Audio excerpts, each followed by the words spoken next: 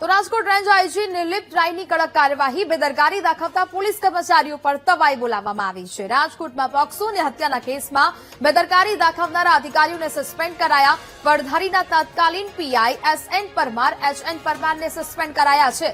PSI જીજીવાડા અને PSI Bhagirathsinh જાડેજાને suspend કરી દેવાયા। વડધારીમાં સગીરાના દુષ્કર્મના આરોપીઓ 2 વર્ષ સુધી જાહેરમાં ફરતા રહ્યા।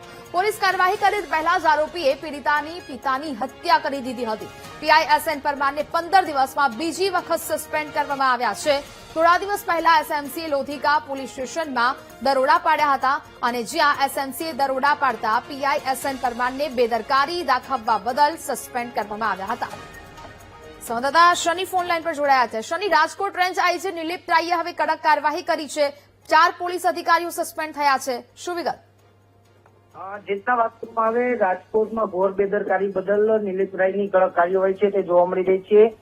જેમાં દુષ્કર્મ અને પીડિતાના કાકાની હત્યા છે તેની ઘટના સામે આવી છે અને તેમને ફરિયાદ સાચી ખેંચવા માટે આરોપીઓ છેલ્લા ઘણા સમયથી તેઓ પ્રેશર કરી રહ્યા હતા અને 2 વર્ષથી તેઓ ફરાર જોવા મળી રહ્યા હતા। આ પીઆઈ, પીએસઆઈ સહિતના તમામ લોકોએ તેમને પકડ્યા નહીં, તેમનું કારણ તેમને હત્યા છે તે કરવામાં આવી હોવાનું અત્યારે સામે આવી રહ્યું છે અને સમગ્ર મામલાને લઈને નિર્લિપ્ત રાયે હવે સ્પોટ પણ બનાવી છે। એક પીઆઈ, એક પીએસઆઈ ને એક એએસઆઈ ને સસ્પેન્ડ કરી દેવામાં આવે છે। જેના પીઆઈ રાઠોડ છે, એસએન પરમાર છે, જે વાળા છે, ભગીરથસિંહ જાડેજા છે, આ બધાને સસ્પેન્ડ કરી દેવામાં આવ્યા છે ને સાથે સાથે સ્પોટ બનાવીને તાત્કાલિક આરોપીઓને પકડી પાડવા માટેની તજવીજ છે તે હાથ ધરવામાં આવી રહી છે। જી બિલકુલ શનિ, જાણકારી બદલ આપનો આભાર।